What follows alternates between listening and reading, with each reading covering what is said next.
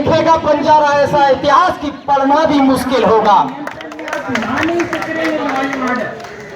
मैं एक बात अवगत कराना चाहता हूं जंतर मंतर से कि जो गूंगी बहरी सरकार है, ये आसपास वहां तक हमारी आवाज जाए।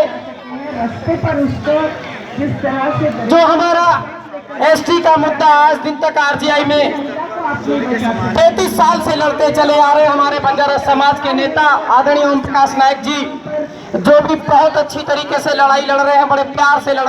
मैं ओम प्रकाश नायक। सर, आज आप लोग जंतर मंतर पे सैकड़ों की संख्या पे आए हैं, क्या ऐसी मांग है, क्या डिमांड है जो आपको जंतर मंतर तक आना पड़ा?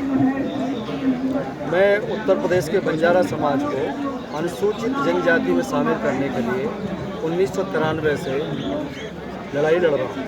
उत्तर प्रदेश सरकार ने सर्वप्रथम 1993 में प्रस्ताव भारत सरकार को भेजा और उसके बाद में जो भी हमारी सरकारें आई वो प्रस्ताव भारत सरकार को भेज दिया, लेकिन वो प्रस्ताव हमारा जनजाति कार्य मंत्रालय में जाकर के अटक जाता है। जनजाति कार्य मंत्रालय कहता है कि भाई आपको आरजीआई पास नहीं करना है। आरजीआई के पास जब हम जाते हैं, रजिस्ट्रार जनरल ऑफ इंडिया के पास, जो भारत सरकार का महापंजीयन है, जब हम उनके पास जाते हैं वो कहते हैं कि साहब 1931 के आप सेंसस में नहीं थे, इसलिए हमारा जो आंकड़ा है, इसलिए हम आपको अनुसूचित जनजाति का रिकमेंड नहीं करते। हमने फिर अभी भारत सरकार को हमने कहा कि 1931 के जो सेंसस में कई ऐसी जातियां थी, देश आज़ादी के बाद जब आरक्षण लागू हुआ, उस आरक्षण के बाद में कई जातियां ऐसी रहीं जिनको हमने अनुसूचित जाति और अनुसूचित जाति का दर्जा दिया, तो बंजारा समाज को क्यों? आज उसी बात का अवगत कराने के लिए यहाँ पर केंद्र सरकार को जानकारी देने के लिए सर हमारी मांग क्यों, हमारा कोई एमएलए, हमारा कोई एमपी नहीं, हमारा कोई राज्यसभा में नहीं, हमारा कोई विधान परिषद में नहीं, लोकसभा में नहीं, तो हमारी आवाज़ संसद तक कैसे पहुँचेगी? इसलिए हम अपनी आवाज़ को बताने के लिए यहाँ पर हम अपना सांकेतिक हैं। हम किसी के खिलाफत में नहीं, सरकार के खिलाफत में नहीं बैठे हुए हैं, हम उनको सिर्फ जानकारी देने के लिए यहाँ पर बैठे हुए हैं कि भाई हमारा भी प्रस्ताव आपके यहाँ पर है और हमारे बंजारा समाज को भी आप आरक्षण दीजिए, जिससे बंजारा समाज आज जो सामाजिक, शैक्षिक, राजनीतिक, आर्थिक स्तर पर जो जीरो की स्थिति में है, ये भी अपने को भागीदारी लेकर के समाज अपना विकास कर सके, आगे बढ़ सके। तो देश इस समय अमृतकाल चल रहा है और अमृतकाल में बंजारा समाज वंचित है, तो ऐसे में हम अमृतकाल कैसे कह सकते हैं?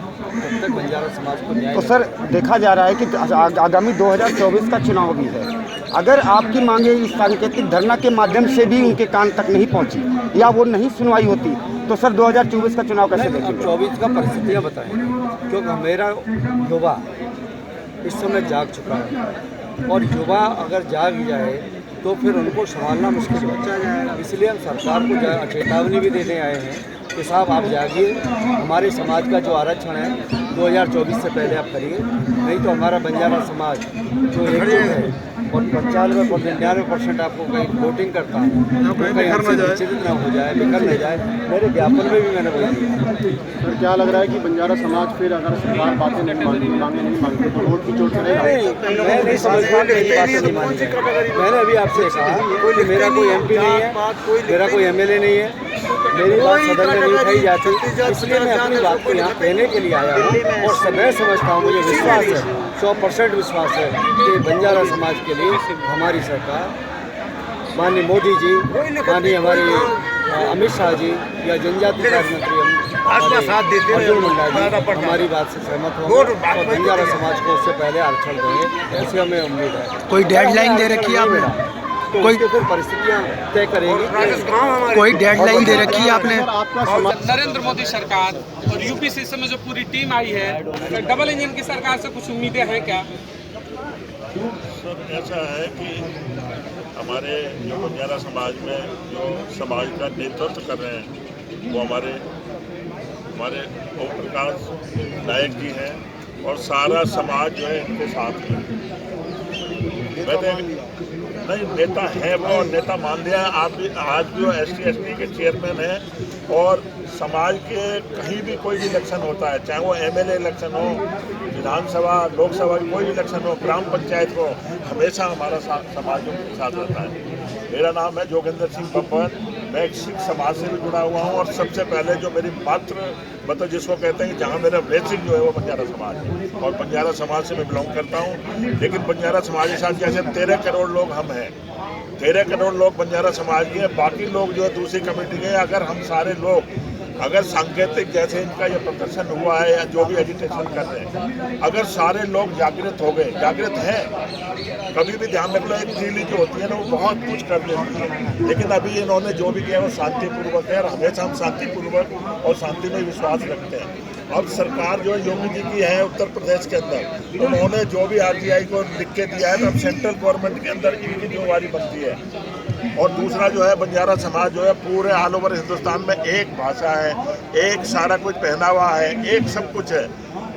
तो मैं ये कह रहा हूँ कहीं ये बीजेटी में है, कहीं मतलब जो है एससी में है, कहीं जो है वो जनरल में है। तो मैं समझता हूँ ऑल ओवर इंडिया में जितने भी हमारे हिंदुस्तान में जो हमारा समाज जो बिखरा हुआ है उसको इकट्ठा करने की कोशिश आपको करनी चाहिए। हम तो इकट्ठे हो जाएंगे और हैं हम इकट्ठे, लेकिन इसलिए मैं ये कह रहा हूँ कि जो भी हमारे नेताजी ने, जो हमारे ओम प्रकाश नायक जी काफ़ी दिन से लड़ रहे, 40-35 साल उन्होंने अपनी जवानी से लेकर अभी तक मतलब कम से कम 50-55 साल की एज हो गई और उन्होंने पार्टी के साथ समर्पित होकर काम किया है। और जितने भी बंजारा समाज के लोग हैं, जितने उत्तर प्रदेश है, जहाँ से भी जो ऑल ओवर इंडिया से लोग आए।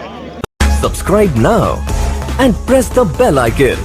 Never miss an update.